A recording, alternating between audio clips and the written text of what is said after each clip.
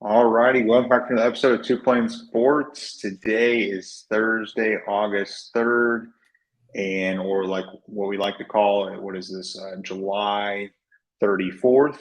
We're only a few weeks out from college football, and then more specifically, like 31 days from OU playing, I believe, or 30 days, basically a month out at this point. Right around the corner, fall camp is starting. Players are going to start getting some pads on, at least in the NFL they are. So we're getting into the fall. It's still 105 about every day here, but fall is right around the corner. So today we're going to be talking the wide receiver room for Oklahoma, breaking down what the depth looks like, who's going to be the top dog, second and third. I'm sure we'll have some varying opinions on who's the big contributor.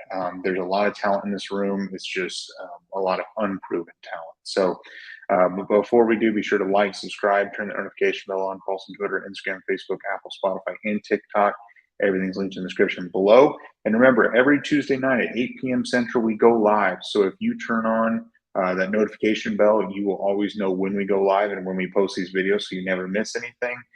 Because sometimes we post randomly throughout the week, so you don't want to miss it. So we'll start. So Oklahoma's wide receiver room, Emmett Jones is on a tear as far as the recruiting goes in the 2024 class, but no one in the 2024 class is obviously going to contribute this fall. So Oklahoma's brought in a few transfers over the last couple of years, some younger guys in Jaquez Petaway. There's a lot of talent there. It's just unproven talent. So Brandon, I'll start with you. What's your overall take on this wide receiver room and Emmett Jones in his first year? And what are some of your expectations? I'm sure all of our expectations are high, but what specifically do you think we'll see this year? It's a question mark. I think the only thing we can agree on with the receiver room we've talked about before is Drake Stoops, and Jalil Farooq. Those two are going to be solidified. They're going to be on the field a lot. They're going to be number one, number two, however you slice it pretty much. But then is where it gets really, really interesting. Gavin Freeman's been getting high praise. I think he's a guy who's going to get a lot of playing time in the beginning. During the live stream from you and I actually both mentioned Andrew Anthony. I actually didn't see that you mentioned Andrew Anthony because I was having some technical difficulties during that live stream. And then I went back and watched it yesterday and saw you picked Andrew Anthony. And then I came in 30 seconds later and said the same shit pretty much, which was a little bit annoying. But, I couldn't hear you. So great minds think alike. But the three receiver spot, I think it's gonna be interesting. I think Gavin Freeman's going to get a lot of playing time off the jump. I think a guy like JJ Hester would have played a lot, but Brent Venables mentioned he's a guy who's been beat up, hasn't been practicing as much. But again, I'm going to go back to start the season. It's going to be Gavin Freeman and Andrew Anthony, maybe a 3-4 spot, maybe a little bit of LV Bunkley Shelton, but I think they're going to slowly integrate Jaquez Petaway into that role. I've been saying that for a while now. I think Jaquez Petaway by about Iowa State, Texas week is going to be potentially the number 3 receiver, and he's going to be special. But I think overall, the room in general should be pretty solid. I think if you count Austin Stogner in the receiving room, which I know he's a tight end, the receivers have all the skill, all the talent we need. It's just time to show it.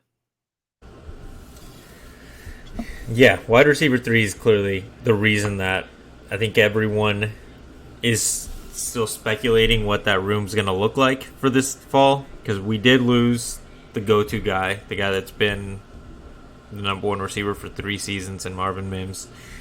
And honestly, I think the only one that's got a safe role is Drake Stoops. And it sounds kind of crazy, even when I'm saying it myself, because Jalil was good last season, but if you just look at last season's production, you wouldn't say he's 100% the number 1 guy. We hope that that's what he can be, and he has the talent to do so. But you also have a lot of guys that are unproven. If coaches feel like he's starting to slip up a little bit, he might have to sit more reps than he'd like, and you might see a guy like Jaquez Petaway, like you mentioned. Gavin Freeman, like you also said, getting a lot of hype. Seems like he could be the number 3 guy. Andrew Anthony was making noise in camp when spring camp first started. And then someone that we haven't mentioned is Nick Anderson. That's a guy that all the coaches were really high on going into his freshman year, but he was dealing with a lot of injuries.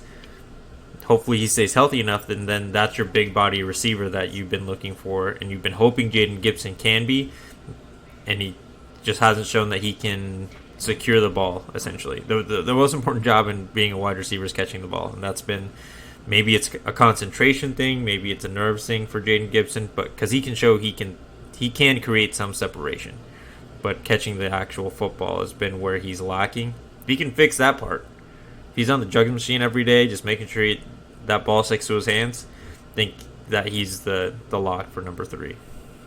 A guy I forgot to mention is DJ Graham. Do you guys think DJ Graham has a chance to get some meaningful snaps at receiver? I know he switched over. He looked okay in the spring game, but I mean, it's a big transition from DB to receiver. I mean, I'm not saying he can't do it, but I don't know. What do you guys think? I think he definitely can, and I think he will. But Jose, talking about Jalil Farooq and some question marks and things like that, I don't believe there's any question mark regarding him. I mean, we saw the quarterback play last year.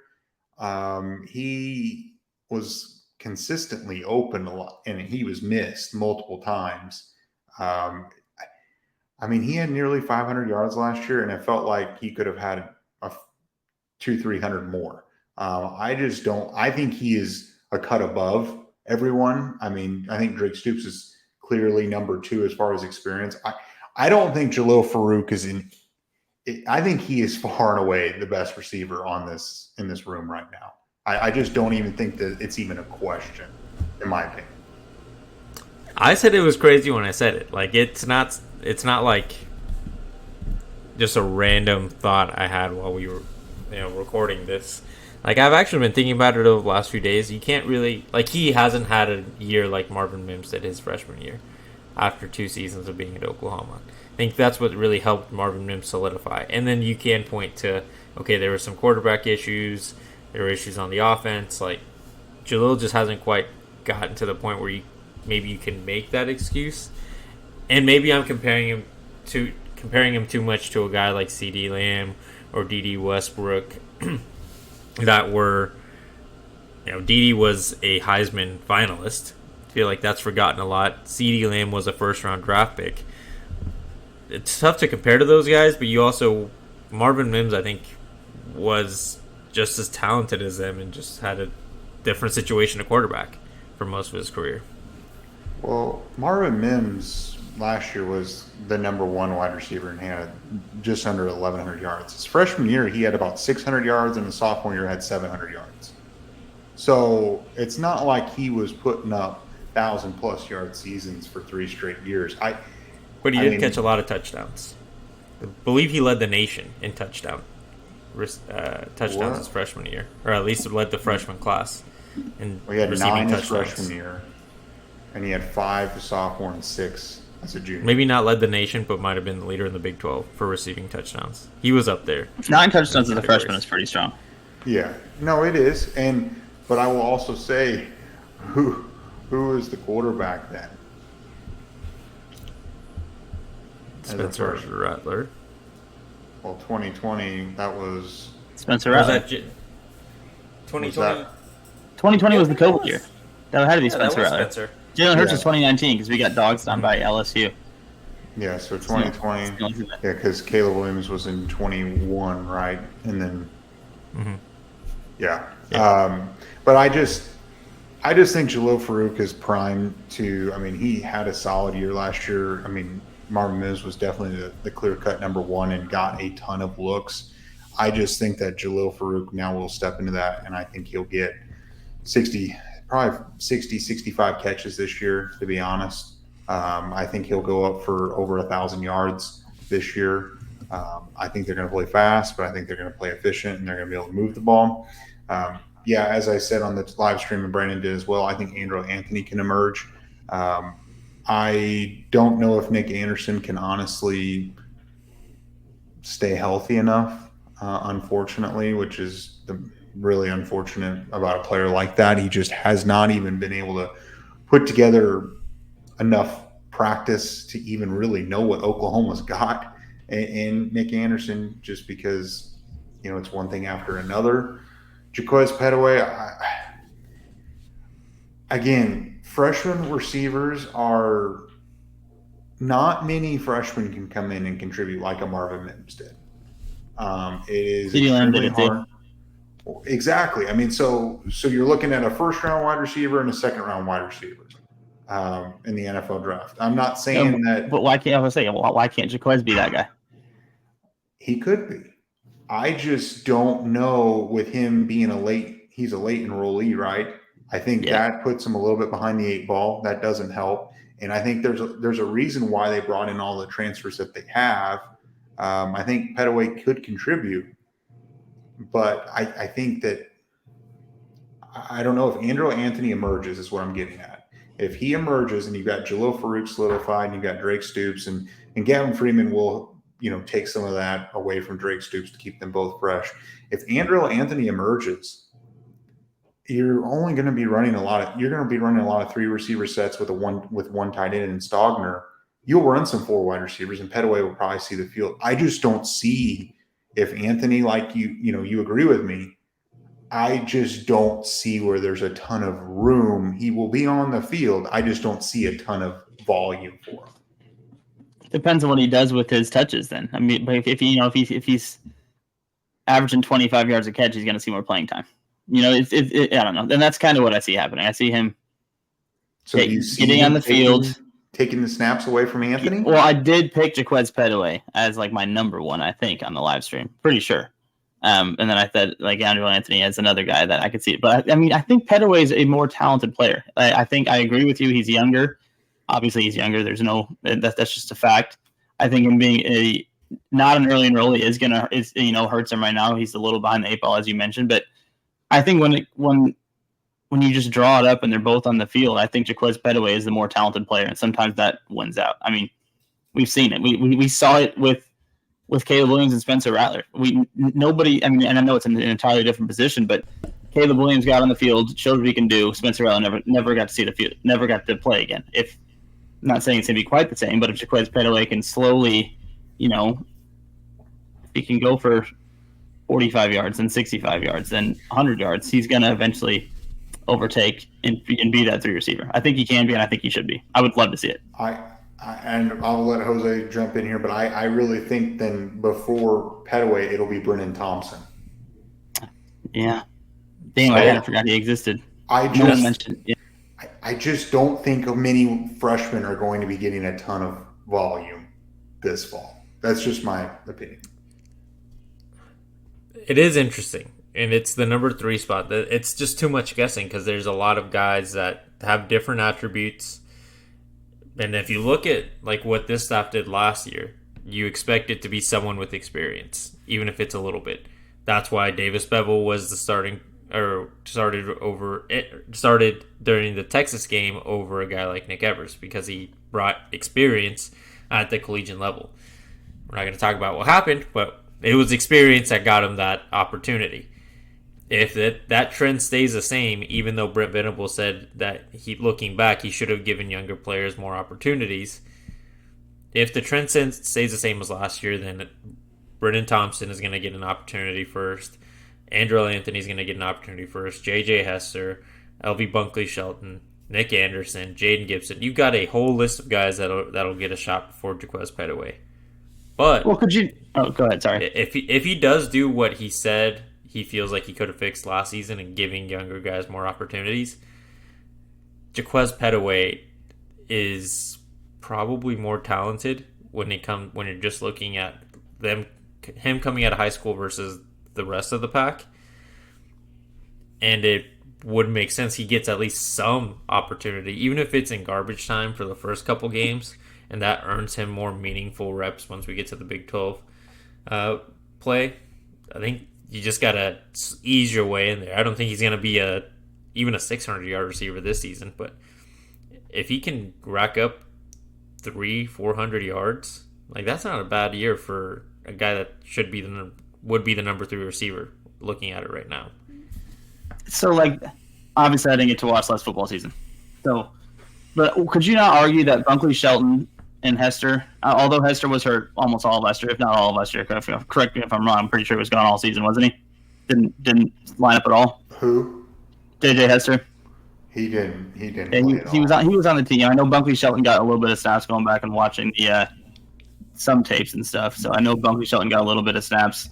Could you not argue that maybe Bunkley Shelton has had his chance and maybe they want to see somebody else in there? And then with Brennan Thompson, I understand he's got a year of collegiate football experience, and where obviously Jaquez Petaway doesn't. But the guy still, at the end of the day, has one reception in his collegiate career. I don't think he's lights and bounds ahead of Jaquez Petaway. I think they're on a pretty even playing field here, and they're both learning a new playbook here.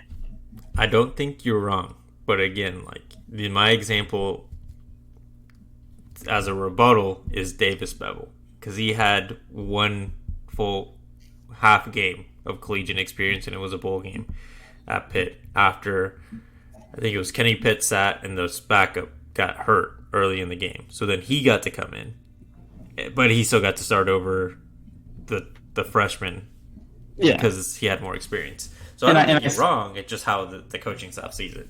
But obviously, Davis Bevel, from what it sounds like, did not have the most elite performance in the history of quarterbacks, or even an average performance. So maybe they can learn from that. Maybe the minimal experience doesn't really mean anything now. Maybe the coaches can look at that Davis Bevel experiment there and realize that maybe that ain't it all the time. I just will sit here. I am more skeptical about freshmen playing just in general. We bought into some of the hype of Jaden Gibson, bought in the hype of Jaron Kanek. I think Kanek's going to be really good. Don't get me wrong. He's going to play a lot this year. But buying in the hype of Kobe McKenzie playing as a freshman, all these players playing as a freshman, you got to be an early enrollee to even have a shot, in my opinion. And that's just my thought. But my question is we really haven't talked about Jaden Gibson and talking about after the elite performance at the spring game in 2022, where he had that 80 or 90-yard touchdown or whatever it was from Dylan Gabriel. No, I thought that was the spring game. Wasn't that Micah Bowens who hit him? Or maybe it was Bowens. I don't know who hit him, but I mean, he just Micah Bowens, who you once said was going to be a starter on this team for us. Yeah, 2 years ago. But does Gibson emerge? I mean, I think it's now or never for Gibson in a way. I think he needs to emerge this year because I don't know. There's a lot of hype. There was a lot of hype around him, and now there really isn't, and people are questioning. If he doesn't really play this year, it would kind of. I mean, with so much uncertainty, it would speak volumes, in my opinion. This season is now or never for a lot of those guys that we listed earlier, because if you're looking at recruiting, assuming that everyone that's currently committed to Oklahoma ends up signing and is there next spring or fall or summer, you've got 6 new guys that this wide receivers coach recruited for his room. Everyone else was not recruited by Emmett Jones. They're still at Oklahoma because of probably the offensive staff helps to keep them there. But when you get 6 new guys, and if you haven't gotten a real opportunity yet to play real football, they're more than likely going to check out the transfer portal. And they might come back. It might be Jaden Gibson. It might be Nick Anderson, J.J. Hester, LV Bunkley Shelton, test out the transfer waters again. But some of them are going to go check out the transfer portal, get a new opportunity, because I feel like even Power 5 programs need more wide receivers. And Oklahoma might be in a position where they have too many that they won't really have rosters, real opportunities for them. So they might not have trouble finding a landing spot. Then you're also going to have some wide receivers that are going to just have to be told the hard truth and might be like, hey, take advantage of your scholarship, get a good degree, and we'll help you make sure you're set up well, after college. Yeah, we'll see. It's interesting because I think this video alone shows how spoiled we have been as Oklahoma fans in the receiver room. We've gone from having D.D. Westbrook, as you mentioned, to then, with CeeDee Lamb and Hollywood Brown and Mark Andrews, and then even after that, you have a Marvin Mims, who's a 1,000-yard or cleared number 1, to now we're sitting here having this debate where We're talking about a lot of potential, a lot of talent, and we think this guy can do this. We think this guy can do that, but we don't have a CeeDee Lamb. We don't have a Hollywood Brown, and it's just fun. It's interesting to see. It's going to be a fun position group to watch all season long. And again, I think it's the first time in a long time where we don't just know exactly what's going to happen in that room. Yeah, I'm trying to think back. It's like there hasn't been this kind of a gap between successors maybe since Sterling Shepard, because it went Sterling, Dede, CD, and Hollywood with Marvin, and now we're in this limbo. Mm-hmm. Yeah. So I got a question for you guys. Let's just, so we can bookmark this come January of 2024. Who are the top 5 producing wide receivers on this team? When I say top 5 producing, we'll just talk about most yards. The top 5. Brandon, who are your top 5 and put them in order? You're gonna have I think top 5 is crazy because I think you're gonna have 1, 2, 3, huge drop, 4, 5. Okay, still, I don't know. I think that's what it's gonna look like. I think Jalil Farooq he's gonna end up being the number 1 receiver. The dude had 466 yards last year, 37 catches. But as you mentioned earlier, Brum, with the departure of Marvin Mims to the league, I think that is another 30 receptions to him. I think he's probably going to be the guy that Dylan Gabriel's most comfortable with outside of Drake Stoops on this short, third down short plays, stuff like that. But I think Jalil Farooq is going to become the clear-cut number 1. So he'll be the leading receiver. I'll put him close to 1,000. Then you've got Drake Stoops. I think he's going to be, it's Farooq and Stoops at 1 and 2, easy. 3. I'm going to just look like an idiot here because all the shit I said about Petaway, but I'm going to go Andrew Anthony. It's just, I don't know. I guess you're right with the experience and shit. You sold me. I think Andrew Anthony at 3. Then we'll go with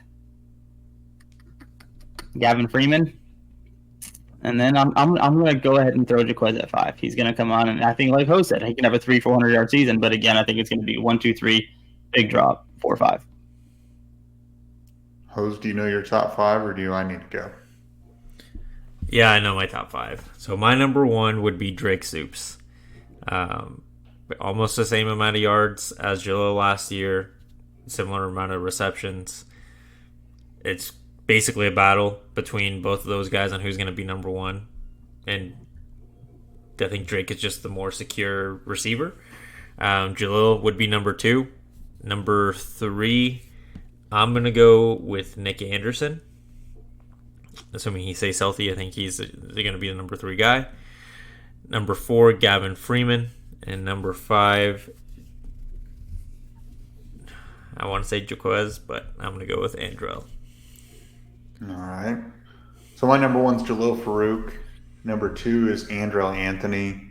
Number 3 is Drake Stoops. And then I think LV Bunkley Shelton's going to get a run at 4 and Gavin Freeman at 5.